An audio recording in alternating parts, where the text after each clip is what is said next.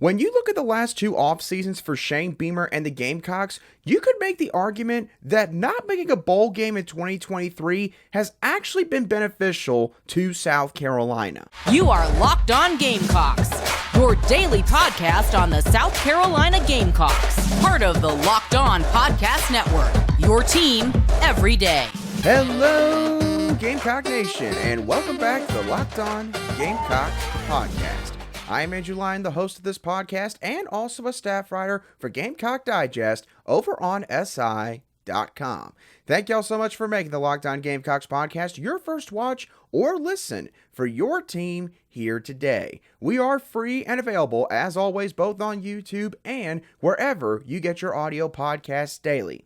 Today's show is brought to you by Game Time. Download the Game Time app, create an account, and use code LOCKEDONCollege for $20 off your first purchase. So I was thinking about this topic a few days ago, about the benefits now of making it to a bowl game, because quite honestly, in this modern era with the transfer portal, it almost seems to be more of a hindrance to these major college football programs. In the past, it would have been viewed as a major disappointment if your favorite football team did not make it to a postseason matchup. And while it still stings in 2023, you could argue that Shane Beamer and the South Carolina Gamecocks being at home for this postseason has actually been beneficial for them, and maybe the best thing that could have happened to them in lieu of a down season here in 2023. Now, before we get into this conversation in full, I want to play a quick video clip and soundbite for all of you of Shane Beamer discussing the possible advantage of being home during bowl season and having extra time to recruit certain kids from the portal. He talked about this at his early national signing period press conference. You mentioned how much not playing in a bowl game hurts you. Did it help at all to have plenty of extra time to go out and recruit the portal in high school? It did. I never, ever, ever want to do it again, without a doubt, and I'll find a way to manage next year back in a bowl game. But, certainly you try and take a negative, which not going to a bowl game and is a negative, no question about it. But you try and turn every adversity in life into a positive, every negative into a positive, and that was one for us, that we were able to really focus on our current roster and focus on high school recruiting, portal recruiting as well. So we were able to get to a lot of places and for visits that we maybe wouldn't have been able to, and if the other was taking place. So there you have it. Even though Shane Beamer said it begrudgingly, he did agree with the sentiment overall that, not making a bowl game did help his staff out when it came to trying to reel in some of these recruits, and also going to check out some of their high school commits and making sure that those guys were solid heading into the early national signing period. Now, in the transfer portal era, there are two different types of teams that really benefit in the month of December. There are teams that are rebuilding, but they show on-field progress in year one under a new coaching staff. South Carolina was one of those teams back in the 2021 offseason. And then there are teams that possess solid talent at certain spots, but maybe they have a down year under their current head coach, and therefore they wind up being in a bit more of a desperation type mode to try and plug some holes on their roster. South Carolina, as of right now, currently finds themselves in that position. And a big reason for this is because the December calendar is all screwed up when it comes to college football. And obviously we don't have enough time to cover all of that on this show. But when you consider the transfer portal starting at the beginning of the month, early national signing period about 3 weeks into the month, and also bowl teams having to start preparations about 2 weeks into the month, there's too many things that are all going on at the same exact time. And quite frankly, using all of that information, you could see how last season South Carolina became a net loser in the transfer portal, because Shane Beamer and this coaching staff, they had to prepare the Gamecocks for a Gator Bowl matchup against the Notre Dame Fighting Irish. And they started their preparations, at least in terms of practicing on the field, around December the 12th or 13th, maybe December the 14th, somewhere in that stretch. And between December 12th and 15th this past season, they lost Marshawn Lloyd, Corey Rucker, and Gilbert Edmond all to the transfer portal. What if they weren't going to a bowl game this past offseason? Would they have had more time to check in on these guys? Would they have had maybe a chance to convince them to stay at South Carolina for another season? It wouldn't have been probably a guarantee, but you never know. There could have been a better chance that maybe at least one or two of those guys, they don't wind up going and leaving South Carolina. Now, in 2023, for comparison's sake, the Gamecocks, they did not make it to a bowl game this season. And again, obviously that is still viewed as a disappointment in the eyes of this fan base and, people who follow the program, because it was expected this team would at least probably get 6 wins this year. They did not get that. But they have not seen nearly as many significantly impactful departures through the transfer portal. Yes, they've lost Juice Wells. Obviously, that's a pretty significant loss of wide receiver. You lose kicker Mitch Jeter. I know you could probably say, well, you can find plenty of kickers out there, but Mitch Jeter, the guy was dang near automatic under 50 yards. Outside those two guys, though, I don't think you can throw out another guy where you sit there and say, that guy's going to be really doggone hard to replace. Last season, you had multiple guys where you could say that. I don't think that's the case in 2023. And I think that the argument can be made that Shane Beamer and the staff having much more time on their hands to be in the building here in Columbia, to talk and check in with these guys, especially in lieu of what happened this past offseason, that has helped them retain some of these guys on this roster. That otherwise, maybe if they were preparing for a bowl game, they would have entered the transfer portal, because maybe they would have been able to have that pivotal sit-down conversation with Shane Beamer about, where things stood between them and South Carolina's football program. And then you look at the work that they have done in the portal to try and make this team better. The Gamecocks have landed an all-conference playmaker running back in Raheem Rocket Sanders. They've got a number 2 running back in Oscar Attaway III.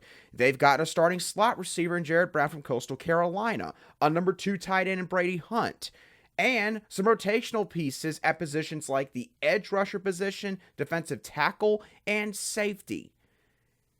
That leads me to this question that I have for all of you. Do you think that the staff would have accomplished all of that over the past few weeks if they had to prepare for a bowl game?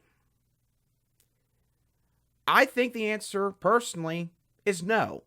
I don't think that they would have accomplished all of this if they had a bowl game that they had to get ready for. It is a shame, in my opinion, that we're even having to have this conversation because, again, bowl games used to really mean a lot. And in certain cases, they still can mean a lot for certain programs. But for South Carolina, considering the obvious deficiencies that they had on this roster and the clear reevaluation that had to take place with certain aspects of this program this offseason, I think making it to a bowl game, although, of course, you get extra practice time and it would mean more development time, therefore, for some of your younger players and some of your more talented players in certain cases on this roster, that it would have hurt Shane Beamer if they made it to a bowl game. So, I think it's a very interesting conversation to have. I certainly want to hear all of y'all's thoughts in the comment section on YouTube or on social media. But yeah, this is something that I think we should all monitor, whether it's South Carolina or maybe some other teams in the conference or, some bigger teams in college football. We should keep an eye on this moving forward because it could eventually have an impact on how bowl season is formatted in terms of maybe the amount of games that are had and maybe when these games even take place. But speaking of the transfer portal, the Gamecocks are beginning to get back into the portal a little bit more over the past couple days in terms of their public interest.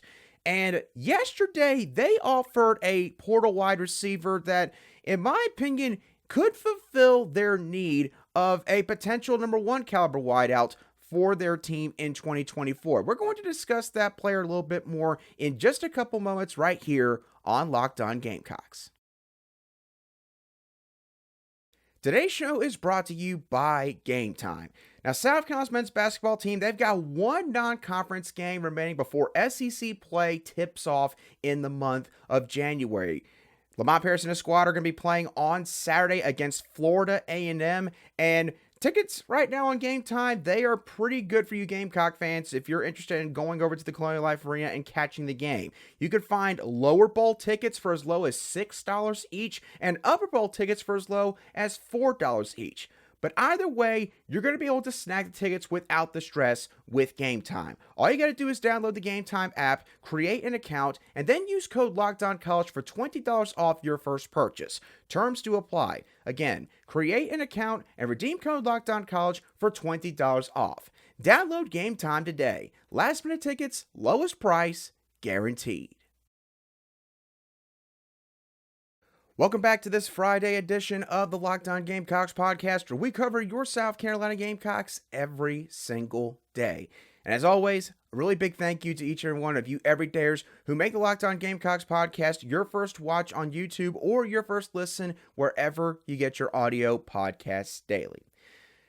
Now, we've talked about some of the remaining needs that South Carolina has in regards to their football roster for this offseason. And one of those needs, in my opinion, and I'm sure the opinion of many fans out there, is a number one caliber wide receiver.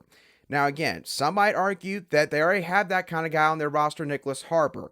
I do not believe that is the case. I think Nicholas Harper, although he definitely progressed as his freshman season went along, I think that he's still got some developing to do in certain aspects of his game. Jared Brown, really solid guy from Coastal Carolina. I think he could be a great piece in the slot position, and I think he can definitely help you on third downs especially. Do I see him as like a number one wideout in the SEC for an SEC football team? Not necessarily. But South Carolina may have identified their guy when it comes to that need in James Madison's Elijah Sarratt. Now, Elijah posted on X on Thursday that he has received an offer from South Carolina. And when you go and look at Elijah's stats, it's pretty easy to see why the Gamecocks have interest here. In the 2023 season at James Madison, Sarratt recorded 82 receptions for 1,191 receiving yards and 8 receiving touchdowns. He had 6 games where he had 100 receiving yards or more, and that included each of his last 4 games. This season performance led to Elijah Sarratt being named a first-team All-Sun Belt selection. So, obviously, has proven that he can dominate the group of 5 ranks here at the FBS level. And the thing is, if Elijah were to come to South Carolina and play in the SEC, this would not be his first time making a massive leap in terms of the competition he's facing. Because in 2022, as a true freshman, he played at St. Francis up in Pennsylvania, the same school where South Carolina landed transfer quarterback Jason Brown several years back. In 2022, Elijah Sarratt hauled in 42 passes for 700 receiving yards and 13 touchdowns. The crazy thing is, by the way, he only started 4 games that season. Not sure why that was the case based on the stat line, but nonetheless, quite impressive. Elijah, by the way, because of what he did in 2022, he was named an FCS Freshman All-American by several outlets who cover that level of football. So, Elijah Sarratt, without even having watched any of his film, I haven't done that yet. If he commits to South Carolina, I can promise you I'm going to try to dive into a lot of game footage of him from this past season. But what I like about this is Sarratt has proven himself to be a number one caliber wide receiver for multiple football teams.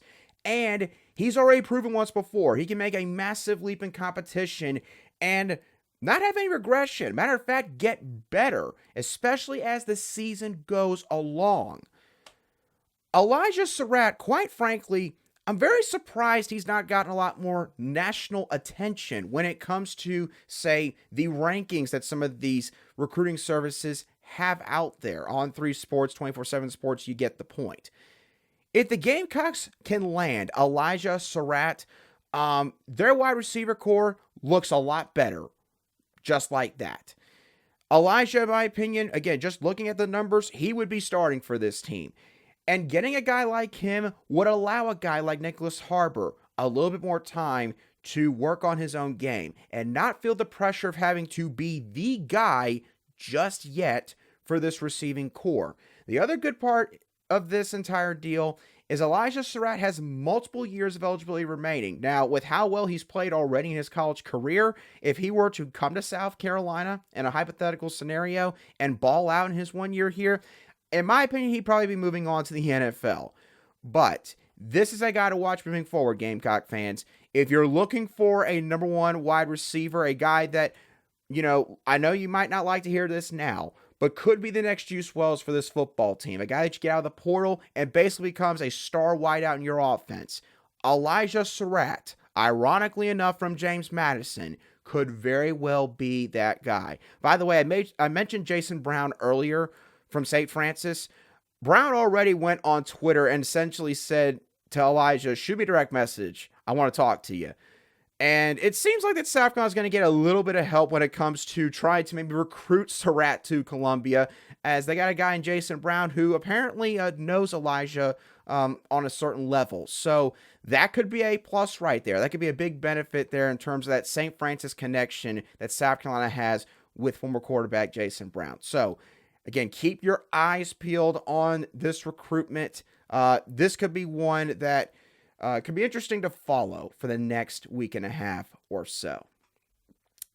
Now, Elijah Sarratt, obviously, he's a transfer portal guy that South Carolina is pursuing, but the Gamecocks also did something quite intriguing a couple weeks back. They offered a trio of wide receivers at the high school level from the state of South Carolina in the 2026 class. And I think that this could potentially indicate a change in recruiting strategy for Shane Beamer. I'll explain my thoughts on that in just a few moments right here on Locked On Gamecocks. Today's show is also brought to you by FanDuel. As the weather gets colder, the NFL offers are staying hot on FanDuel. Right now, new customers can get $150 in bonus bets with any winning $5 money line bet. That's $150 if your team wins. We got a really good NFL matchup taking place on Saturday night as the Detroit Lions will go on the road to take on the Dallas Cowboys. Now, the Cowboys have struggled to stop the run all season long defensively, but the Lions, they've had their games where they have gotten bludgeoned by their opponent, and Dallas has been a really strong force at home. FanDuel seems to give a slight edge to the Cowboys, as the money line for the Lions is set at plus 190, and the money line for the Cowboys is set at minus 230. If you've been thinking about joining FanDuel, there's no better time to get in on the action. The app is easy to use, and you can bet on everything from spreads to player props and more. So visit FanDuel.com/lockedon and kick off the NFL season with FanDuel, an official partner of the NFL. Welcome back to today's edition of the Locked On Gamecocks podcast, where we cover your team every single day in just 30 minutes. South Carolina did something really interesting a couple of weeks ago. Between December 14th and 19th, the Gamecocks offered 3 in-state wide receivers from the 2026 class. And in my opinion, this could be an indication that Shane Beamer and his staff are changing their tactics as far as in-state recruiting is concerned. Now, the 3 wide receivers that I've referenced here are Donovan Murph of Irmo High School, Jordan Gidron of Ridgeview High School, and Jamel Howes Jr. of Newberry High School. Those are the 3 guys that got offers from South Carolina.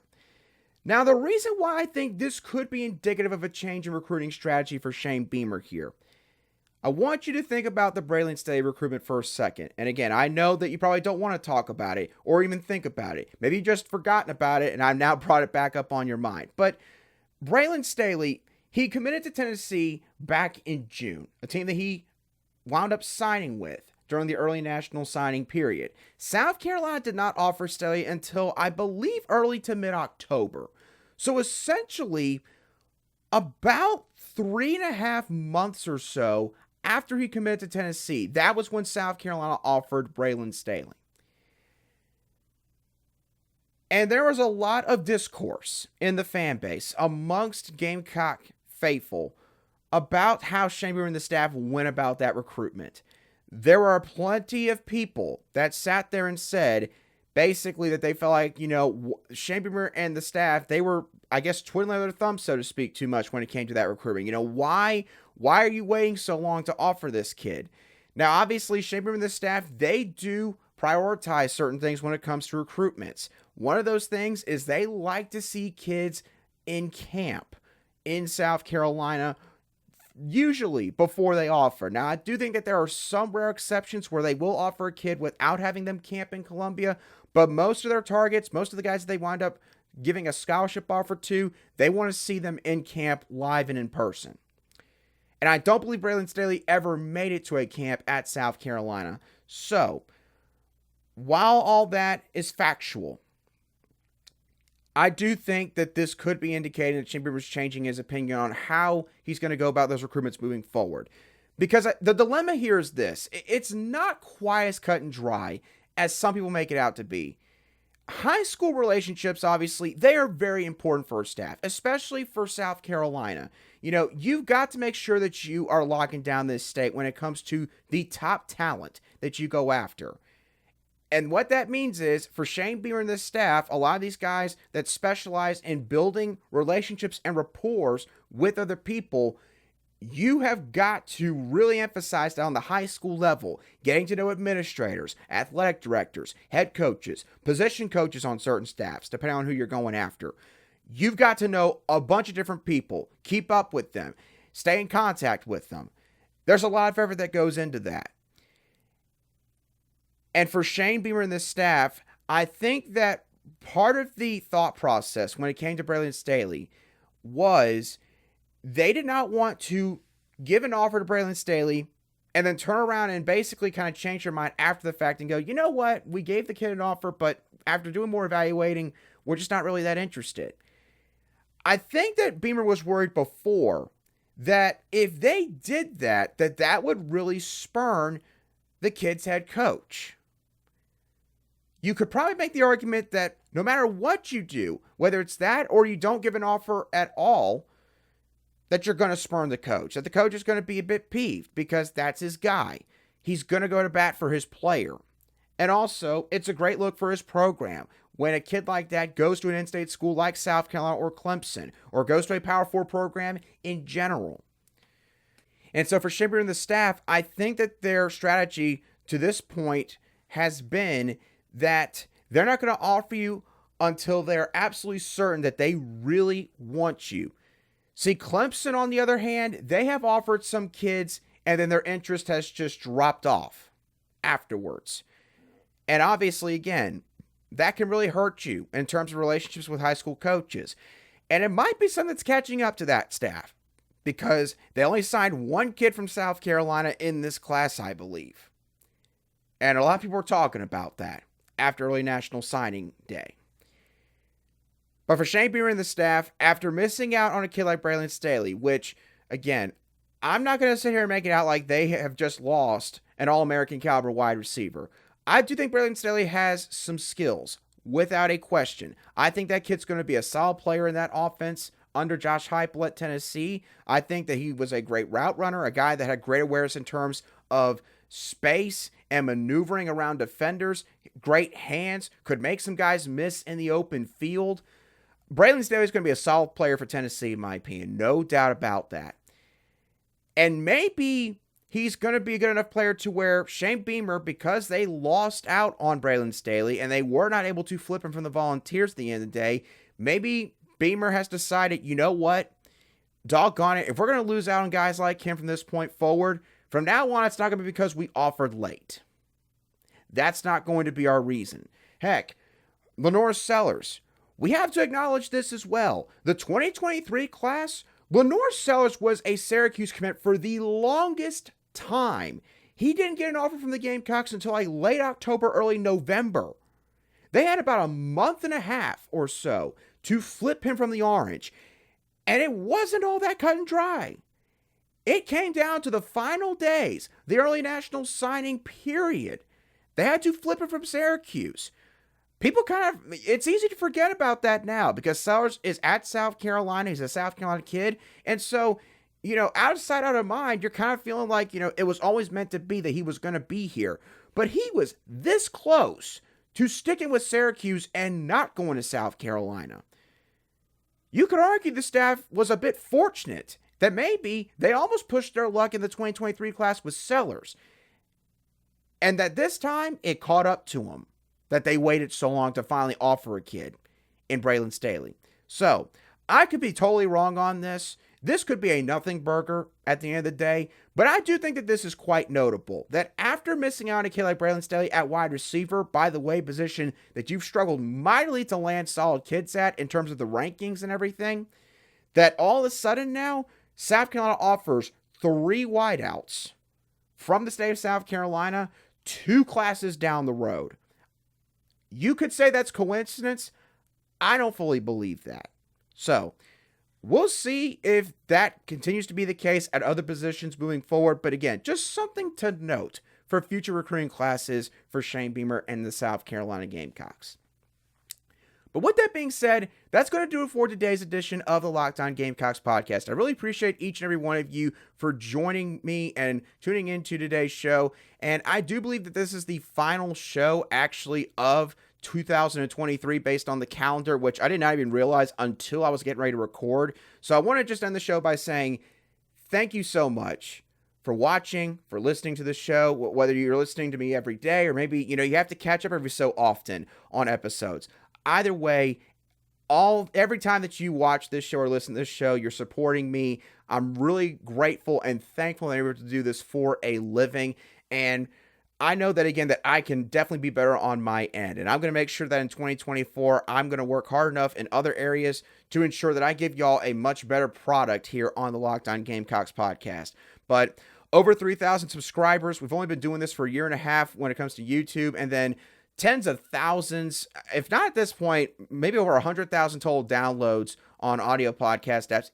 It's remarkable. It's incredible. And it's a lot to digest on my end. So thank you, genuinely. Thank you so much for making the Locked On Gamecocks podcast your first watch or listen every single day. Have a great weekend and enjoy New Year's Eve and New Year's Day. And of course, be safe during all of the festivities that are going on for that holiday. I'll be sure to catch y'all on the next show, our first show in 2024, right here on the Locked On Gamecocks podcast.